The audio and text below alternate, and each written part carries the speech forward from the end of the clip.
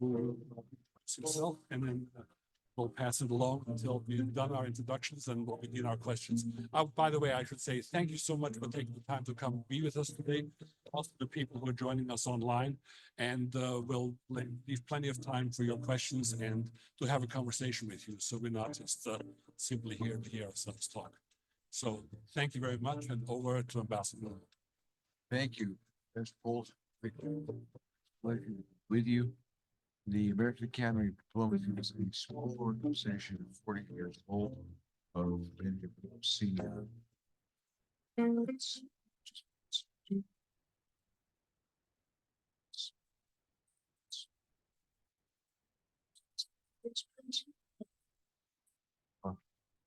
This is my personal background, slight deviation.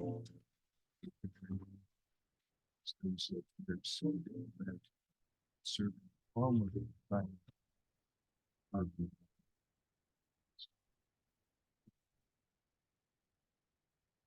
devastated 16 months talking. They have a number of expert ambassadors, not operation. And so I have the mostly in Middle Eastern background, although it's not quite as I worked on it. Just a little idea later what ask me about if you wish. Thank you very much, Ambassador Kennedy.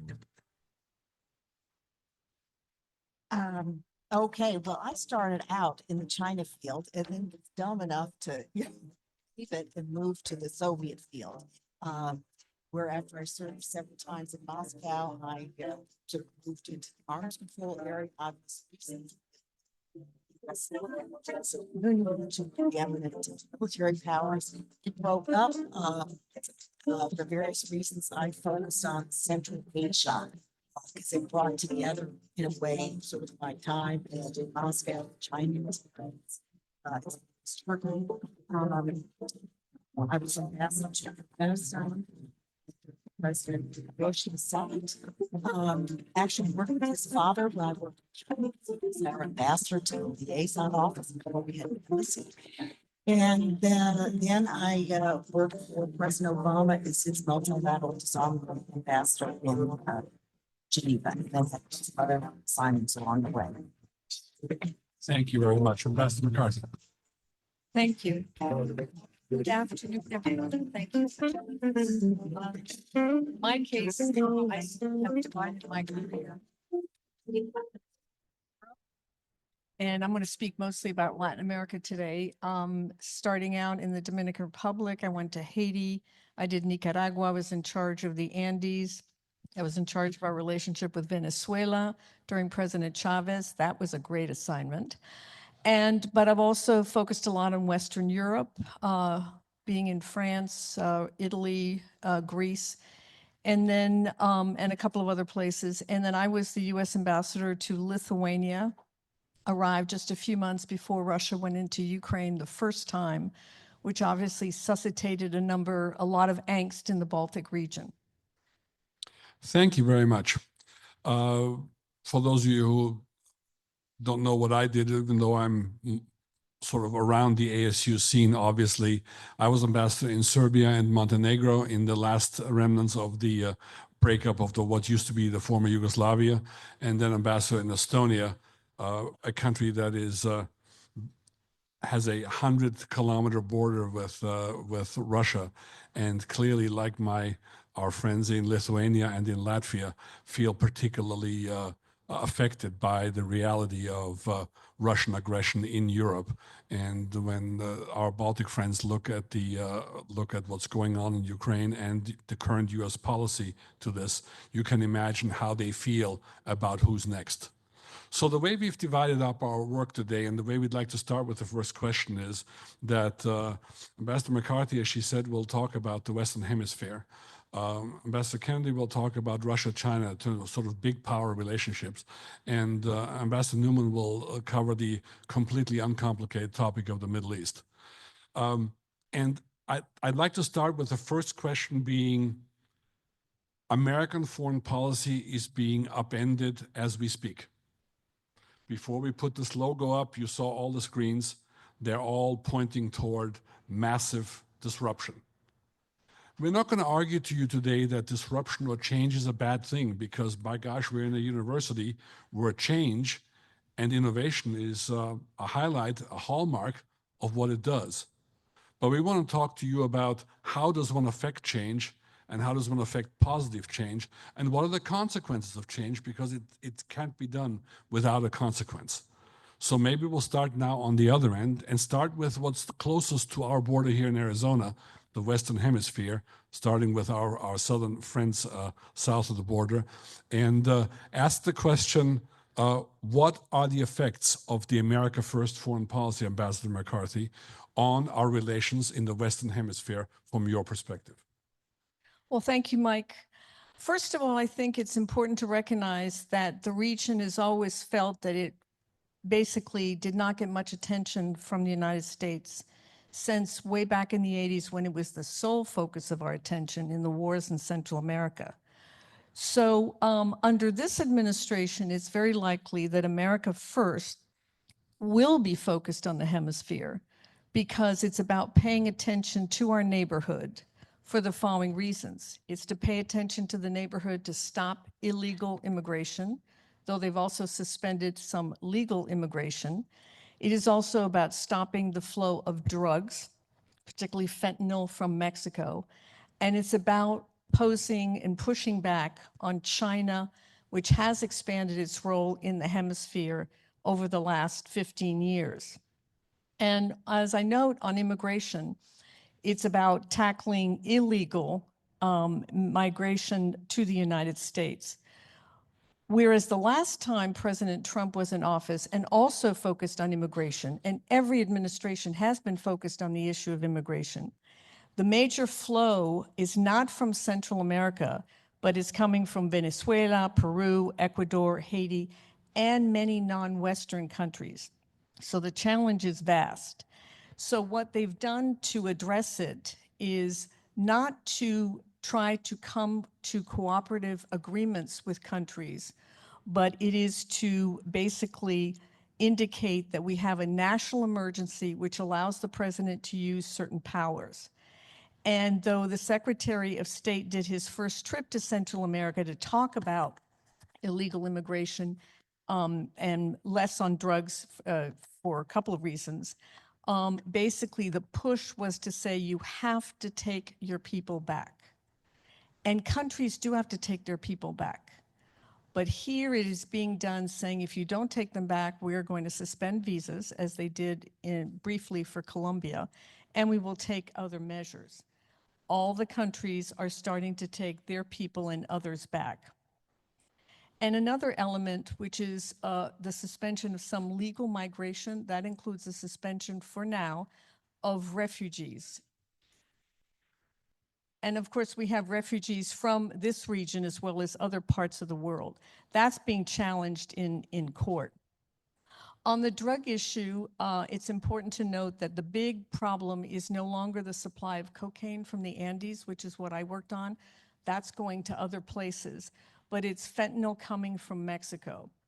And as we saw, they came to an agreement with Mexico to put more soldiers on the northern border, to some extent on the southern border for the migration, and discussed other things to avoid tariffs, and yet 2 days ago, tariffs were imposed on Mexico. So that's going to complicate that relationship, which is vital to us. And the Mexicans have indicated they're going to give their response on Sunday, so we shall see what they do. And then obviously the issue of China. China has expanded its presence in the region significantly. They have poured in money. They have 22 of the countries in the region in the Belt and Road Initiative, but they've also gone into new areas of investing in AI and technology. What the last administration and this administration are probably going to do is to try to pour more money in, more private sector money in. It is unlikely it's not going to be public sector money, as they're taking down our foreign assistance, and to seek to find other semi-coercive ways to stop China. I'm not sure that's the best way to go about it. But let me explain a little bit the interest in Panama, which is The president indicated the interest in taking back the Panama Canal. There are actually two treaties for the Panama Canal, one where we gave it to them completely, hook, line, and sinker. The second one calls for protecting its neutrality. And under that, the president was pushing hard for that. And he did have success. For yesterday or today, it was announced that the two Hong Kong/Chinese companies that operate two of the ports along the canal will be replaced by a U.S. consortium. So that's a step ahead. I'm not sure the tactics that were used were the best ones. But what's missing in the approach in the region is a positive vision. This is all about sanctions, drugs, migration, competing with the Chinese. It's not offering the partnership of having our private and public sectors work together for what I would call a better economic future for all our citizens. And that's going to be the challenge, not only regionally, but in terms of working with these countries on global issues such as votes in the UN and in other places where many of the democratic countries in the region have been our staunch partners in a number of other fora. If I may just follow up with one question. Thank you very much, Ambassador. And that is, just very briefly, summing up the entire approach to the hemisphere and using the terminology of this administration that from now on our foreign policy is going to be measured on three basic premises. Does it make America safer, stronger, or more prosperous? Does our policy to on the hemisphere, as it's being exercised right now, make us safer, stronger, or more prosperous? The policy is likely to lead to a decline, and we've seen it, in illegal immigration. The policy may lead to a slight decline in the flow of drugs, but the policy will not make us stronger in terms of our overall foreign policy because it is being done in a coercive, boisterous way, and that does not work with Latin America. Thank you. No se hace. Lo entiendo. Muchas gracias. Thank you very much. Ambassador Kennedy, so big power competition, Russia, China. Same question. How do you assess the approach so far to those two countries? And then, if you don't mind, also the follow-on question, does that make us safer, stronger, or more prosperous? Okay, well, first I was going to, and Ambassador Polt has already heard me complain about this, but I wanted to throw out one notion, and that is we talk about America first as Trump's foreign policy. Having spent all too many years working in foreign policy for the Department of State since I was a kid in this business, I always thought our foreign policy was America first. I thought, I mean, and I, acted as a diplomat all those years, always putting America's interests first. So as I say, I actually don't like this framing. So sorry, just that's my one complaint. Okay, geopolitics. Ambassador Polt also started off by talking about the sense that we are in a very transformational age, and we absolutely are in terms of institutions. And our tools of statecraft as distinct from just policies that one administration or another may follow. But going back to policy, it was the first Trump administration that in its formal documents talked about we are in an era of geopolitical rivalry with China and Russia. But what's sharply different now is that whereas China has been considered to be sort of the pacing challenge, we call it, for the U.S. Certainly going back to the Obama administration when they talked about rebalancing our attention to focus on the dynamic Asia and in particular China. But now we are finding that Russia, Putin's Russia, who as far back as 2007 sort of threw down the gauntlet and saying that the West is in a way a civilizational element in a famous speech he gave, we're now finding that we're treating Russia in many ways as a partner, and distancing ourselves and in some cases sharply attacking and rebuking our allies who have been our allies since the since World War II. So this is a very, very shocking change. And if I could, in terms of making us stronger or weaker, whatever, in terms of institutions, for example, the U.S. Agency for International Development. When I think about the whole world, I think of what an enormously powerful tool of statecraft, of influence it has been. And I'm not going to talk about the good things it's done, like, the kids it's fed and so on. I'm talking about advancing U.S. national security interests across the board. It has been a very powerful force multiplier for us. And at a stroke of a pen, we've disestablished an agency that was created under President Kennedy, no relation, by the way, and China, a country for which there's been quite strong bipartisan agreement that, in particular, economically, it's a threat. Militarily, it's been rearming in a very huge way. But there's been a fair amount of bipartisan consensus on China. But yet, that again, it's a sort of a major challenge out there. We kill our assistance program that's operated for many, many years. Whereas you look at China, a decade ago under President Xi, they announced their Belt and Road Initiative. It's not an aid agency the way ours is exactly, but massive funding around the world. So, but USAID's budget was maybe 40 some million a year. The Chinese program has put out going on $1 trillion over the last decade. They've partnered and given funding to projects in about 140, maybe 150 countries. So if we say that China is our major challenge out there, why are we ceding the field to them? I'm just talking about in one area. There's many other areas we could talk about militarily. I mean, Ukraine, again, being one that I think people are concerned that we're sending a very negative signal to our East Asian allies out there that we will abandon a country that's been invaded, Ukraine. And so what sort of a signal may this be sending to China, which, as we all know, wants to be reunited with Taiwan by whatever means?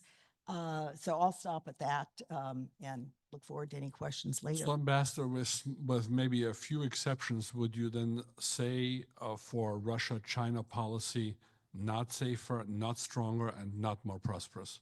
Fair or not fair? Well, to give President Trump credit in terms of policy, it's a month in. So tariffs, I think this is potentially ruinous for the American economy. However, again, I'll give him a little bit of credit in saying maybe this is tactical. They'll pull back. But poaching on the territory of some of my colleagues, though, putting tariffs on China is one thing, but Mexico and Canada, and sort of in effect saying we're going to declare economic warfare against our allies, rather than China does not, in my belief, make us more prosperous. So I'm hoping that this might be transactional, but it sent some pretty severe shockwaves through the world. And I also believe that our currency is invaluable, and that is in terms of being someone you can trust, that you can count on. Our alliances are a huge force multiplier, and when people, your own allies, feel they're being attacked publicly, that can do lasting damage. That's what I worry about. Fair enough. Thank you very much. I mean, since I'm covering the transatlantic portfolio on our panel today, I would certainly argue assertively that siding with Russia in its aggression vis-a-vis Ukraine does not make us safer, does not make us stronger, and does not make us more prosperous. Categorically, 0 point. We'll be glad to have a conversation with you about this, and I'll be glad to listen to counter arguments. But turning to the Middle East, and starting with a positive note, Ambassador Newman, the Abraham Accords, I guess you and I would agree, were a good thing. And for that matter, going on with further efforts in that direction would be a good thing. But overall, same question to you, sir, and that is America first foreign policy in the Middle East as it's been exercised so far. And then the follow-on question, does that make us safer, stronger, and more prosperous? Yeah, and I would love to give you a short, precise answer to that. But I have to say right now, I don't know what American first policy in the Middle East actually means. And I think we're going to have to give it a little pause. So, in the Palestinian issue, Mr. Trump put forward an idea of we're going to take everybody out of Gaza and we're going to rebuild it. And I think there are a number of reasons why this is absolutely not going to happen. But he and other people in around him said this is an idea because we want to shake things up. Well, it has shaken things up. It has produced a counter proposal from Egypt and a number of Arab states gathered together. I think their counter proposal is not going to work, but it's for a different reason because I don't think Israel will accept it. But it has produced a counter proposal, an offer to put a lot of money into Gaza, and an offer to rebuild the Palestinian Authority. And America First policy, in terms of Israel, it's a little difficult to see how this is all that different from the Biden policy. Biden policy kept criticizing Israel, but fully supported it and continued shipping money and arms. Trump's policy is more overtly pro-Israeli, but the effect of it is largely the same. Now, he did produce the Abraham Accords in the first policy, so I would say we're going to have to wait. So far, it has not produced much there. The America First policy with regard to Iran, again, this is wait and see. We broke out of the nuclear agreement in the first Trump administration. Biden said we want to restore it, but then didn't do it, and actually didn't take off most of the sanctions on Iran. Iran is closer to the ability to make a nuclear weapon, although exactly what good that would do Iran is not clear. There is a sense that Israel would really like a military response. And they'd really be like it if we'd go with them. Now, getting into a war with Iran, which could well lead to, if not closure, severe restrictions of oil imports, massive increases in inflation, and maybe American casualties, that would not make America safer or more prosperous, but it has not happened yet. And then there are other issues where the Trump administration has not yet defined a policy. So you have this powder keg of Syria, to which Americans by and large are not paying attention. We have 2,000 troops on the ground. We play a critical role in maintaining the security of Kurds that have been allies to us, but that are in an unstable position. They, in turn, secure about 10,000 prisoners of the Islamic State who would love to get out and go back to terrorism and who are really, truly fanatics and who may end up escaping if this all falls apart. You have the involvement of Israel, of Turkey, Iran trying to get in there. In fact, you've now had warnings between Turkey and Iran. So the Syria situation is very complex, and I'm certainly not explaining it fully. It is a powder keg. Depending on how we play it, and we have real assets there because our troops and the desire to get them out, other people's desire to get them out, and under what conditions we take them out, what conditions we negotiate, we have a lot to work with here. But if we play Syria wrong, we may have another unstable, falling apart country generating terrorism and insecurity in its neighbors. And we have an Israeli balancing issue because Israeli wants to keep it weak, which could lead to that judgment. So will the pro-Israeli aspect of, I'm not quite sure why pro-Israeli is American first, but it seems to be part of the policy. Will that lead us simply to acquiesce in a policy which I think could be very dangerous of keeping Syria weak, but then having it fall apart? Or will it not? I don't know. It's, again, you really can't say what the policy is yet. I have to say that Mr. Trump's envoys have helped stabilize the situation in Lebanon, an unstable stability, but they finally have a president after several years of not being able to have an election. Mr. Witkoff, his envoy, cooperated with the Biden envoys at the end of the administration in working out the first ceasefire that Hamas and Israel have carried out. So there's a lot going on that's tactical, highly detailed, could lead well. At the same time, there are broader reverberations, the sense that America may not be as reliable as it used to be. That's out there. That's not a new product of America First policy only. That sense of our lack of willpower and reliability for security for the Persian Gulf, that began really under the Obama administration, continued right on in the first Trump, in the Biden.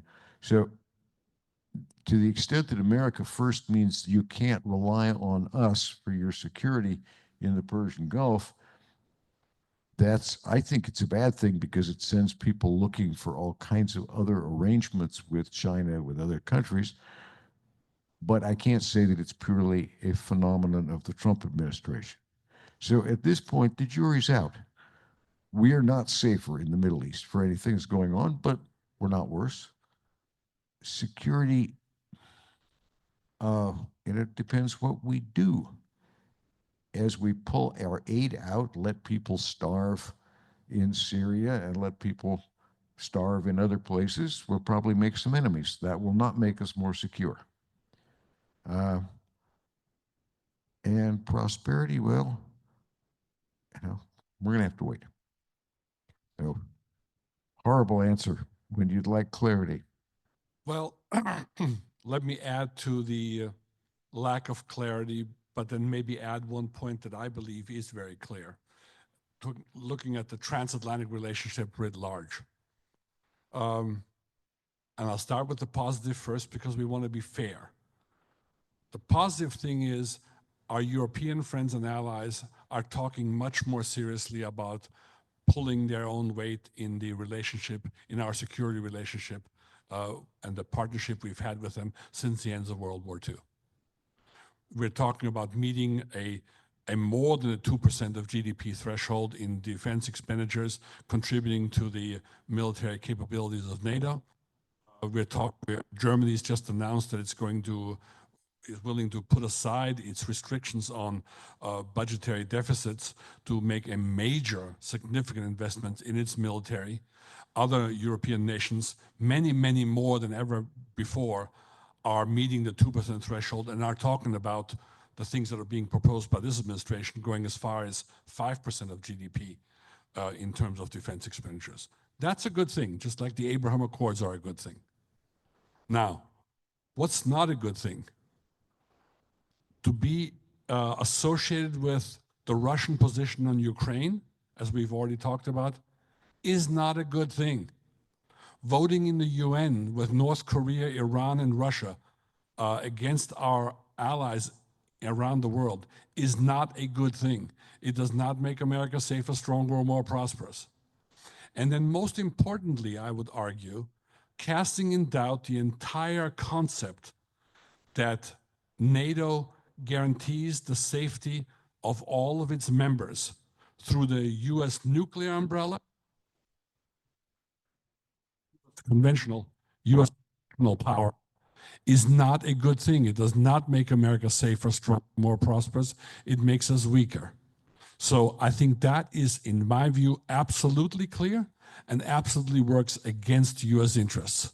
So I'll agree with my colleagues that overall, when we look at the areas of the world that we have just covered, it is somewhat of a mixed bag. Some things are good, many things are unclear, but some things are categorically bad, at least in my opinion, and ones that we should have as stakeholders in our nation's foreign policy have an opinion on and exercise our right to speak that mind.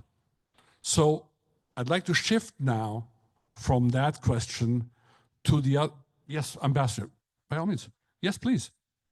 I just wanted to if I could amplify that point Yes, a ma'am. little bit. I Yes. could not agree with you more about the damage to the NATO relationship. And you're absolutely right, of course, that they have been picking up more of the burden. So, for example, have allies in Japan and the Republic of Korea.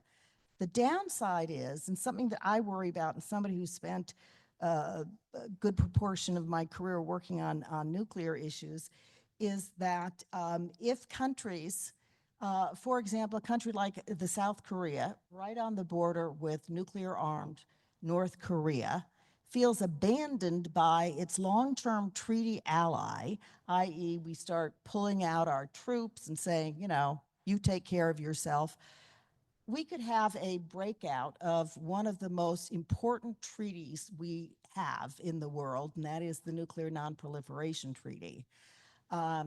We could have our allies thinking that we are no longer a reliable ally. We have to develop our own nuclear weapons. I do not believe that not only is the US not going to be stronger if we have more countries possessing nuclear weapons, I don't think the whole world is going to be safer. I think we'd be in considerable more jeopardy. So this is, again, another concern I have about weakening deterrence, weakening the sense of countries around the world that the US is a reliable partner. I think it's sort of an existential issue if we're going to have nuclear breakout around the world, aside from the ones we already worry about. Thank you. Mike, before you please. shift there, Yes, please. Go ahead. there is also the dismantlement of USAID, which affects several of the regions. Now, people can argue about whether we should help other people. I think that's been a defining characteristic of the United States for many years, that we do feed the hungry and we do help the starving, and we have gone and helped many in disaster areas. I think that's a good thing. I think the idea that America first means we can't spend that money is a bad idea, particularly because the money we're talking about is about 1% of the US budget. Most Americans think it's a lot more that we give to foreign aid. But leaving aside charity, keeping people from starving, leaving them to starve, cutting off AIDS, that's been one of the most successful human programs in American history, is the HIV program. Saved millions of people heavily in Africa. That's a program started by the second President Bush, the Republican started. Leaving all that aside, aid has been an implementer of policies that have helped our access to minerals in Africa. It has been part of counter-terrorist policies. It has been part of policies to develop access when we're trying to prevent immigration. Aid is a tool, along with diplomacy, along with military, that has been extraordinarily useful. and to be just feeding the tool into the wood chipper, to borrow Mr. Musk's phrase, is, I think, a disastrously bad policy, which sort of runs across multiple regions and which is not going to contribute to our safety because we're not going to have that tool to work on counterterrorism or on counterinsurgency. We're not going to have that tool to help people build futures to stay home in their country instead of migrate.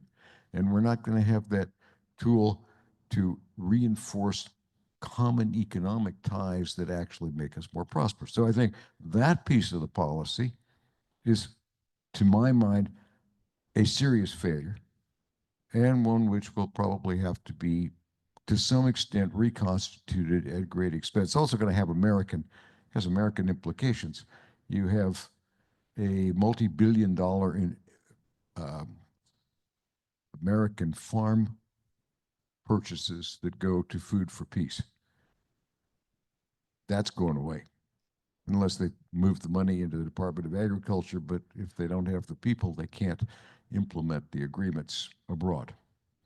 So there are a whole series of kickbacks into American industry, into American agriculture, which I think are certainly not going to make us more prosperous. Thank you. Thank you very much.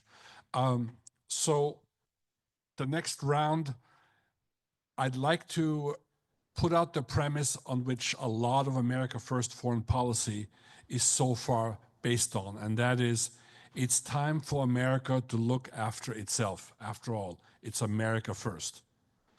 And the assumption here is, not the assumption, the statement, the assertion here is that America has been taken advantage of by the world community for decades. Everybody is picking our pocket, and it's about time we start taking care of ourselves. So looking at the regions that we just discussed, starting with Ambassador McCarthy, are we truly the patsies in the Western Hemisphere? Is the Western Hemisphere robbing us blind? And it's about time we go ahead and give them a taste of their own medicine. What is this American grievance all about? I'd like to rephrase that. In the case of the Western Hemisphere, the United States has not for years put a lot of investment in the region. So unlike the case of defense expenditures of our NATO allies, our budget there is roughly $2.2 billion a year, which is peanuts compared to what the Chinese are putting in. The other challenge we've had is that we've tried in a lot of ways through several administrations to get our companies to invest in the region. They have not done so for a combination of reasons. One, they don't like the fact that there are high levels of corruption. Two, they're not sure they're going to get paid related to the former. Three, the projects, in the view of many of them, are too small. And I've had conversations with the companies. Too small. They'd rather invest in the Middle East, et cetera. So we also have not really encouraged private investment in the region to supplement what we don't put in on the public side. Well, we have gotten from the region, and I just finished 3 years negotiations at the UN, are issues such as partnerships in voting at the UN. In these negotiations I just did, every single country in the region, except for Nicaragua and Venezuela, of course, voted with us, and we pushed back on Iran, we pushed back on Russia, we pushed back on the Chinese on the particular issue we were negotiating.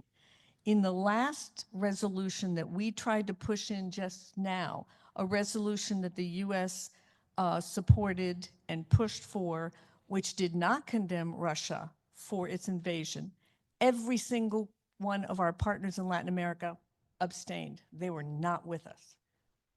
So, and they've been with us on a lot of votes. We have differences of opinions, et cetera. And then last but not least, though, we've tried to come up with creative mechanisms to provide additional funds in the region through public-private partnerships. It pales by comparison because we just don't send a lot of money there. So unlike other regions, I can't say we've been taken advantage of. there is the perception that we have been taken advantage of on migration. Because for years, Central America said, keep going north. The Mexicans didn't stop them. And over several administrations, we've tried to put a stop to that using different tactics. We've tried to invest such that they have more economic opportunity. And that staunched it for a while, but obviously not enough. The tactics we're using now, which is saying you can't come, and those who have temporary protected status from Venezuela, Haiti, Nicaragua, we've just lifted it and said they've got to go home. They've got to go home to what? So even though maybe they shouldn't stay in the United States, they can apply for certain things, but does that build more relations in the region? So stopping illegals at the border, getting the criminals out of our country, that's fine. And these countries ebbed and flowed in terms of their cooperation. But throwing out people who've literally come as refugees, though they have TPS status, that does not build relationships. Thank you very much. On Russia, China, the grievance is the Chinese are taking advantage of us, robbing us of by manufacturing, moving to China. They're selling massively into our market while they're keeping us from having a positive trade relationship with them. And as far as Russia is concerned, we are now basically aligning ourselves with them. And the grievance vis-a-vis Russia is that we are the ones who are seeking. We are the only ones who are seeking peace in the aggression against Ukraine, and we are the ones who are trying to go ahead and make things right. After all, we will stop the killing, and if that means that Ukraine has to give up 20% of its territory, so be it. So, is it right for us to be? I mean, is the American grievance in the Russia-China relationship a legitimate one? In terms of Russia, I'd say the Russian claims, and again, my husband and I spent a lot of years in the old Soviet Union, is just classic disinformation, misinformation, or flat out lies. It's Orwellian for any Russian to say that, who invaded a country twice, that they're the victim. So I think that's a completely illegitimate grievance. I mean, they tried to sort of paint it earlier in terms of, we're being encircled by NATO and so on and so forth. Well, frankly, the Eastern European countries joining NATO, and the reason they wanted to is borne out by, again, the aggression against Ukraine. So I do not think Russia has a legitimate grievance whatsoever.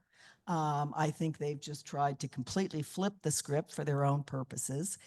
Now, in terms of China and whether or not I think that there historically have been missteps that we made in our policy. I think the impulse under President Bush two, in terms of bringing them into the World Trade Organization, we used the phrase, we wanted to make them a responsible stakeholder. Good policy, but I think, frankly, we were probably too lax.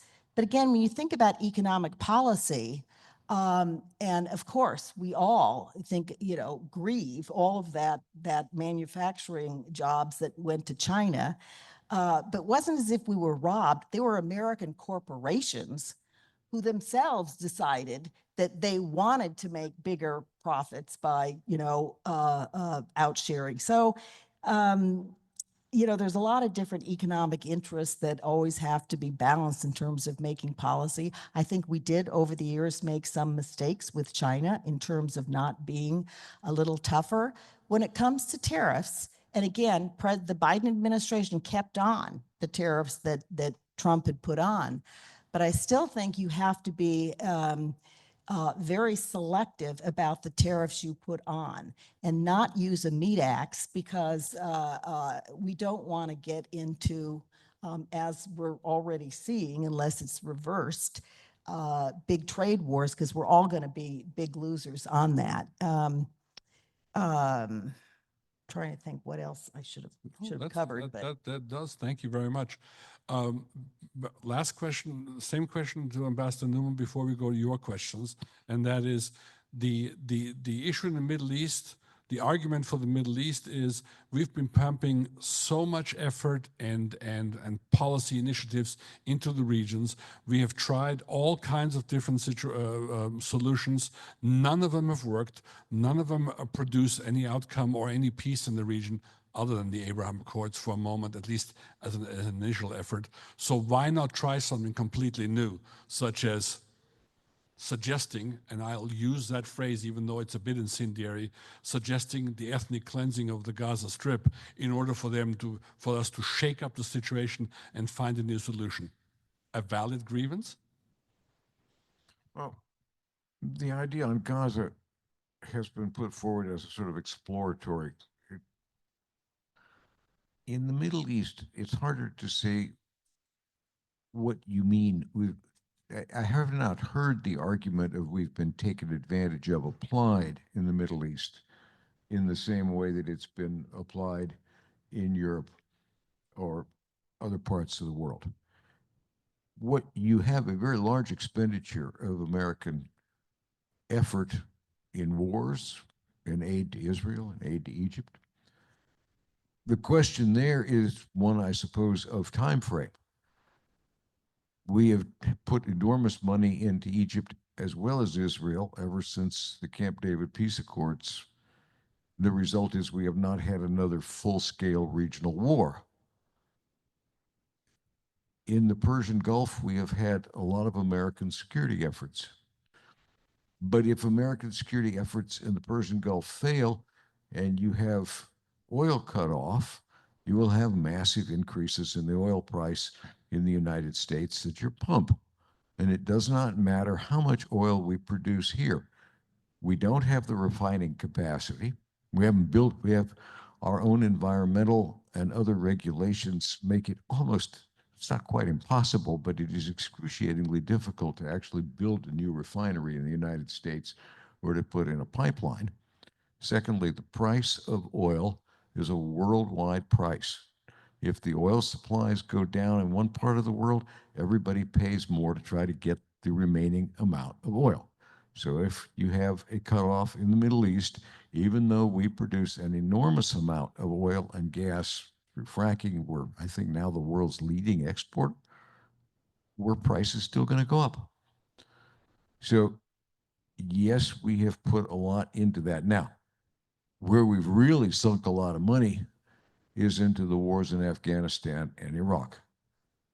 Afghanistan came about because 3,000 Americans were killed in an attack in New York. How we played that, that's a long lecture. I have a lot too much skin in that game to be completely uninterested or disinterested. Iraq was much more a war of choice. But nobody can't say we were taken advantage of. That was our idea. Whether it was a good idea or a bad idea was our idea. Nobody else asked us particularly to invade Iraq. But with the rest, in terms of money to Egypt, money to keep people from starving in the Palestine, Gaza, money to Egypt, these are pretty much, and security generally in the Persian Gulf, these are trade-offs for the protection of our own prosperity, for our own security. And they have basically worked. It's always hard to prove a negative, but basically they've worked. And I have not heard this administration really offer a major change. They are offering a new policy on Gaza, but they haven't said it's the only policy. It hasn't been a take it or leave it sort of thing. They're a little brutish in how they put these things forth. But they're not making that fundamental argument at this point in the same, or I have not heard them make it in the same way with the Middle East. Well, thank you very much. Let's just say we'll leave it with it being a brutish argument or an ill-considered expression of potential, which causes a certain amount of or increases the entire sort of the chaos theory of foreign policy that seems to be being pursued right now by this administration. So now we'll go to your questions. We have only one microphone, I apologize, here in the middle, and we'd love to go ahead and take your questions and have your questions. If you would come to the microphone, please, so that we can have it on the recording, we'd be grateful. Over to you, please. And if you could tell us who you are and go ahead. I think the microphone should be live. Good evening. My name is Nasir. I go to school at the ASU and I work here at the ASU. I work with the Office of International Development Initiative, and I do my PhD at the Mary Lou Fulton Teachers College. I'm originally from Afghanistan, and I raise this. I say my country of origin because you will know what questions will I come up with. My question is for Mr. Ambassador Newman. For the last 3 years, for those of you who do not know or who do not follow the news about Afghanistan, the Taliban has taken over the country from the US-backed government, democratically elected government. And then they have been imposing all sorts of draconian rules and policies against women, basically erasing them from public life. They cannot go to school to contribute to the economy. They cannot go to medical schools to cure other women and heal other women, and that's the situation. But my question relevant to this audience over here and to the panel today is, do you, Mr. Ambassador Newman, do you see any hope, any prospect for the Trump administration or the current administration to use any diplomatic tool or any leverages to push the Taliban to ease their restrictions around women and human rights at large in Afghanistan, be it a diplomatic tool or be it a transactional tool, like in the case of Ukraine, looking into the rare minerals in Afghanistan? Would the Trump administration look into that sort of policy towards Afghanistan? Thank you very much. Thank you. With the greatest regret, because I've spent a lot of time, and you may know my father was also ambassador to Afghanistan. I've returned to Afghanistan many times after I retired. In fact, I was there about 6 weeks before the collapse. I do not see any prospect that this administration is going to do anything particularly useful. I don't think it has any real tools. I think there is excessive hope in the Afghan diaspora that somehow America can reverse the actions of the Taliban, particularly the repression of women, which is frightful. But in fact, we're going in the other direction. We have now, in cutting off aid, we have cut off an assistance grant to the American University of Afghanistan, which was functioning both in Doha and elsewhere. That has cut off something like 9,000 Afghan women that were signed up to do programs online. We have people who are in our pipeline entitled to American visas that we were moving out of Afghanistan. We've now stopped moving them. In some cases, if they happen to have enough money and can get out, they can buy a ticket. Lucky them. We're moving in the absolute opposite direction of ignoring Afghanistan. And I wish I had a different answer for you. I don't think it's a very smart policy. I don't know why anybody would ever trust us again. But the short answer to your policy, to your question, will we do something important to change the policies of the Taliban? I'm sorry, the answer is no. Thank you. Next question. Please, if you'd come up to the microphone. Yes, next, and then after that, you go ahead, please. Hi, my name is Jim. Just part of ASU general community. So thank you for being here today. It's very topical, of course. My question is, you're all foreign policy experts, and this is on foreign policy. But if I look at Trump and his administration, MAGA nation, they've convinced Americans that foreign policy doesn't matter, right? We're going to abandon all of our allies. They don't matter anymore. They've taken advantage of us, et cetera. How do you change that, right? They've convinced people that we've wasted our money in the Ukraine. I think you could argue, well, we should ask Israel for that money back the same way we ask Ukraine for that money back.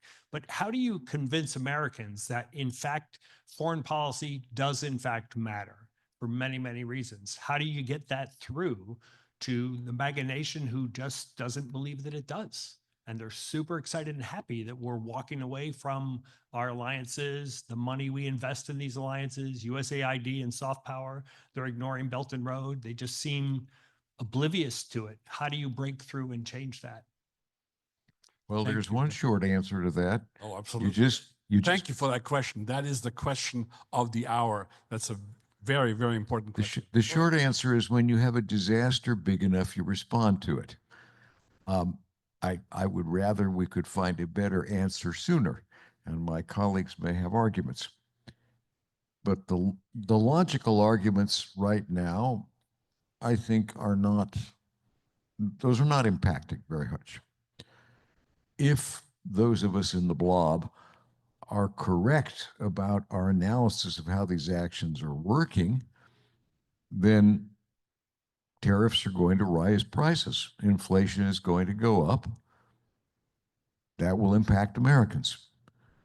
In some areas of the world, we will be less safe. In some areas of the world, you may have more terrorism. Those things will all take a good long, I'm afraid, a longish time to hit the popular consciousness, but they're likely to do so. My colleagues may have a better short answer about how we convince people to change, but I don't, most of the arguments are being made by people who already agree with the policy. The other place where the policies may change comes in November 2026, right? There are a lot of people on the other side of the aisle who don't agree with the foreign policies. Some of them are not people that are going to be supported elsewhere.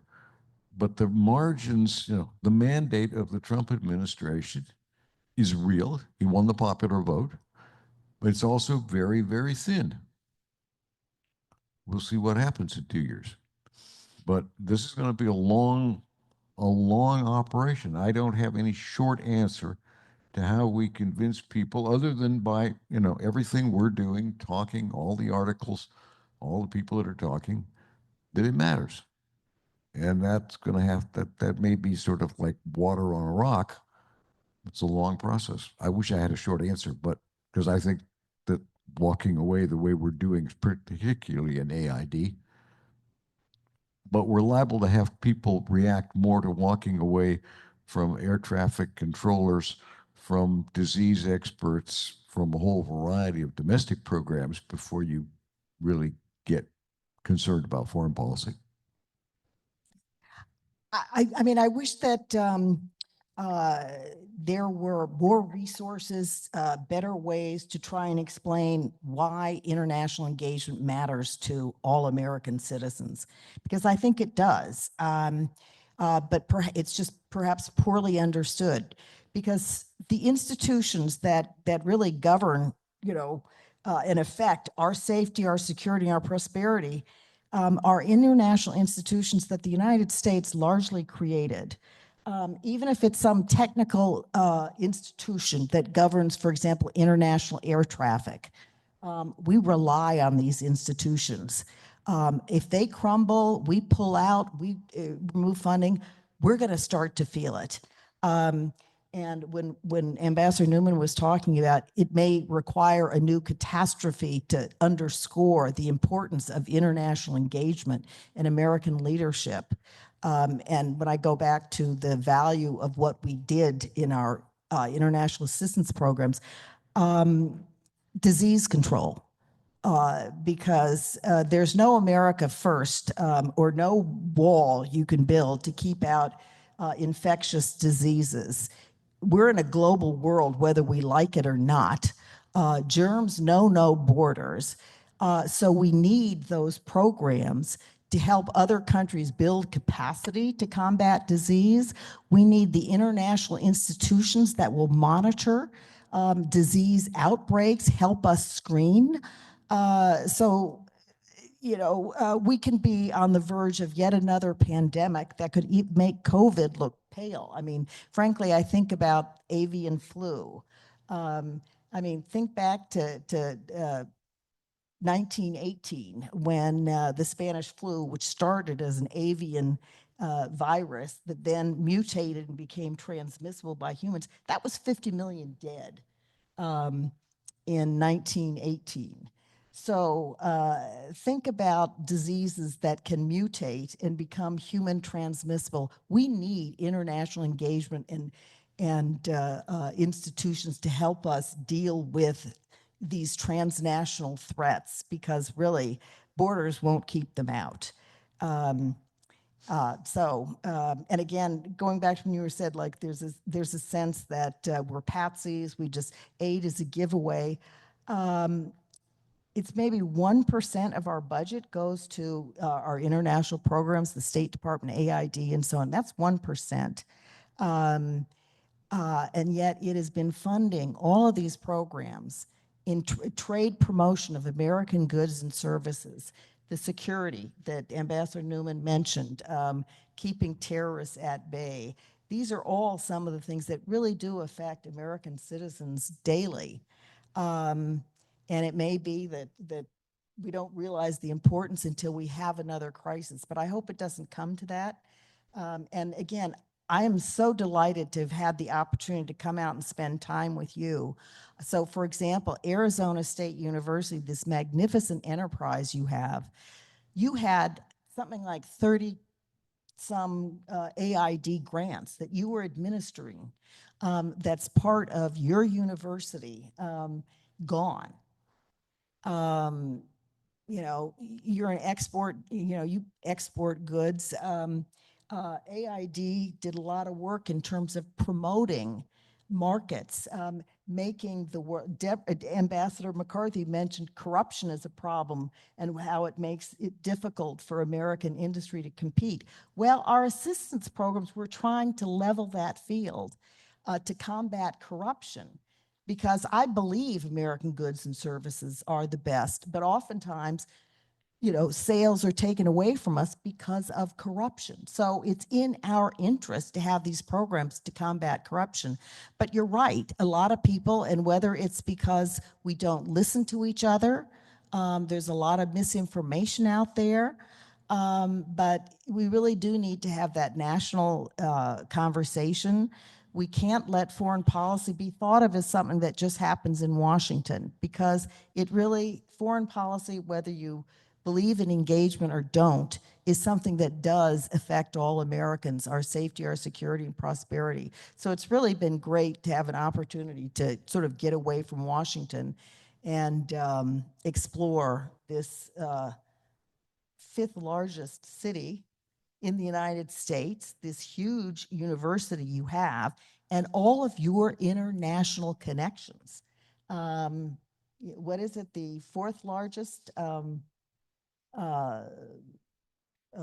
number of foreign students, I think, are at Arizona State University. So so you have, just in this one example, you have great engagement right here. And by the way, those foreign students are helping to subsidize, the in-state tuition. Anyhow, so sorry, I've gone on too long. That's all right. That's all right. Sorry. The question is premised, and I want Ambassador McCarthy to comment on this, is premised on the fact the exit polls last November show that the people coming out of the voting booth, basically the percentage of people interested in foreign affairs was 5%. So your question is exactly right. The American people don't care. And your question to us was not, do we care? We obviously care. But the question is, how do you convince the rest of America to care? So over to you if you'd like to make a comment on that, and I'll close on that one as well, but give you a chance over there to go ahead and ask one more question. Over to you. Most Americans don't care until we have a crisis. And Laura mentioned it, which is, and we will have another crisis. We will have major cyber attacks where you have to work globally. Also, another pandemic. The fire brigades of Mexico came in the fires in Los Angeles. When we had a major hurricane in New Orleans, Hurricane Katrina, many years ago, I led the task force to accept the gifts from all over the world. The outpouring was unbelievable. Planes of rice, rescuers, dogs, you name it. So the world does come to our rescue if we pull in the drawbridge and treat our allies a certain way, they may not come and help us as much. But also fundamentally, if we don't care, and not obviously people are not going to follow foreign affairs issues in their daily lives, et cetera. But those relationships count because they're tied to our standard of living. We are not an island. So if it's tariffs to the south, tariffs to the north, tariffs to the east, cutting off certain things, et cetera, we're going to suffer financially. And that touches everybody's pocketbook. Well, just one sentence in response to your question from my end, and that is the record of the success of the Republic since the end of World War II is clear. The statistics are there for everyone to read, and I would just ask all of us to review the statistics. America has done exceedingly well with its international engagement, which it began with the defeat of National Socialism in Germany and the beginning of the rebuilding of a new world order. We have done extremely well. Why would we want to go ahead and change that paradigm that has worked so well for us? That would be sort of my short answer to your question. You had one, please go ahead. Hi, my name is Jonah Manthe. I'm a student journalist here at Cronkite, and I also have a particular interest in international relations. So my question is, do you think that this policy will speed up the degradation of US influence around the world? And how do you think that might affect the global order, especially if a lot of these less powerful countries are turning to Russia and China, which were formerly communist?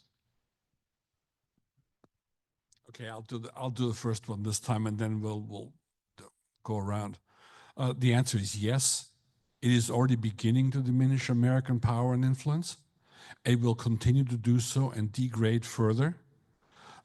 Clearly, you already hear it from the utterings of our friends.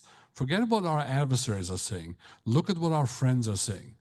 When the High Representative of the European Union says it's time to find a new leader for the free world, when the incoming Chancellor of Germany says we can no longer depend on America to be our friend, we have to fend for ourselves, that is a devastating admission by people who have forever been on our side ever since we helped rebuild Europe after World War II. So you can look at the evidence in every uttering that's being made by world leaders who are saying, what are the Americans up to? You can hear it in the voice of the Canadian Prime Minister who says, what the hell are you guys doing across the border? We love you. We are your friends. We want to work with you. Tell us what we can do to work together. How can you do this to us? So I think the answer is a short yes, and it's going to keep on going downhill from here unless we change our behavior. And I'll jump in. I'd say category I'd follow by saying yes, because new groups have formed. I certainly watched it over 3 years recently. And for example, for us to not go to the G20, which is quite a powerful group, saying we're going to skip you, they're going to go down a certain path.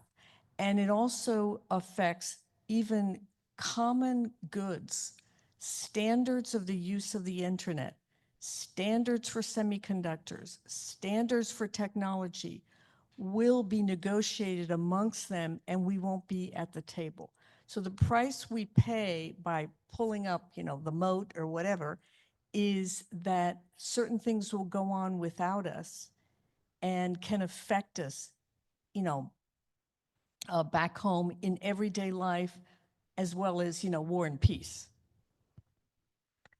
I was just going to say that just to amplify and sort of will our people be there for us when, again, we need them in another crisis, which we will have. Just again, cite, and I'm poaching on your territory, Ron, Afghanistan.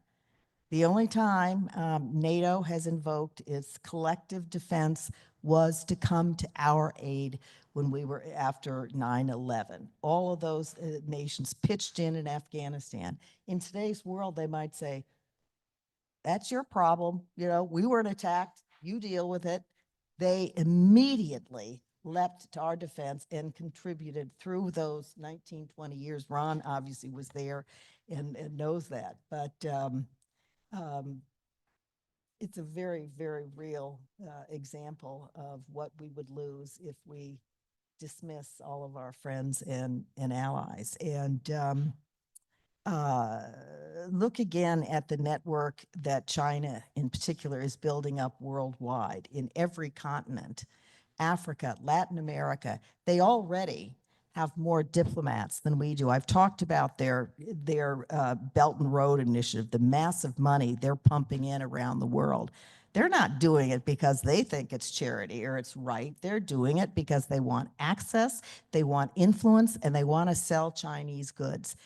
And that's precisely why our assistance programs are building the multinational regimes and organizations that set the rules for trade, for security and stuff, was a huge success. And if we walk away from all those institutions, we will suffer. But again, international order will take a real beating. And I don't think that's really a world we want to live in.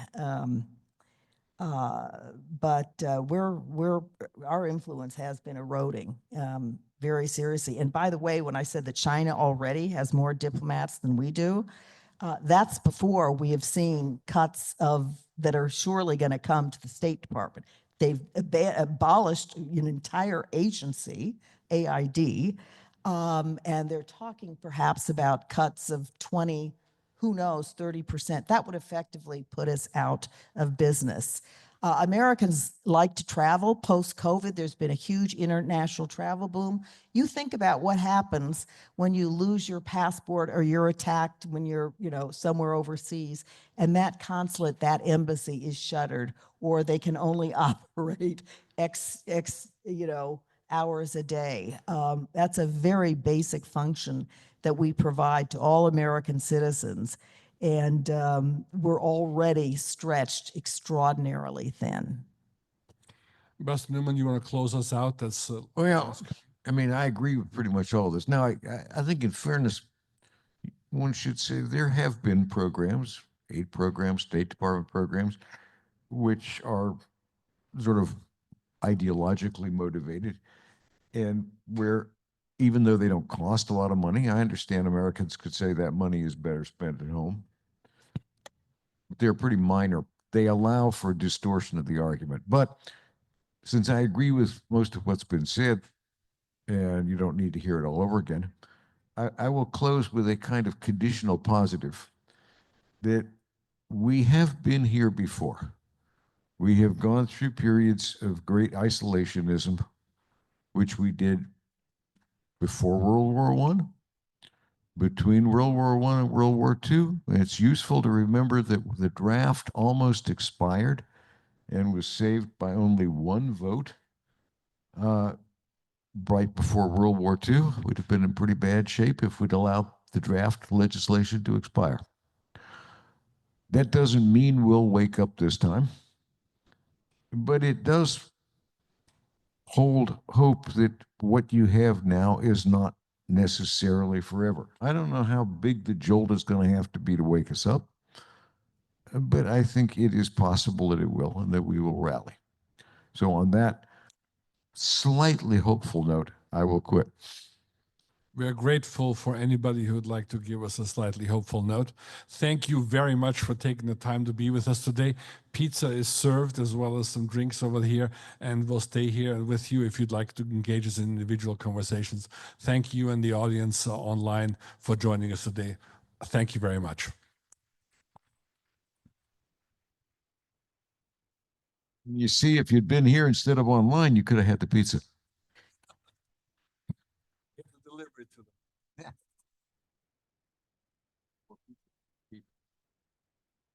Well, there are lots of students around here that they can deliver the pizza. Yeah, it won't go to waste. Yes. Yes.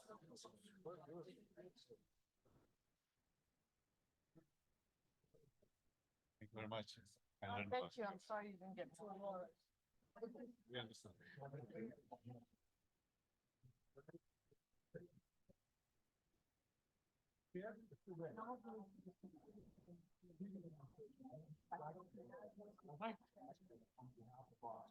Basically, come up here with the USA.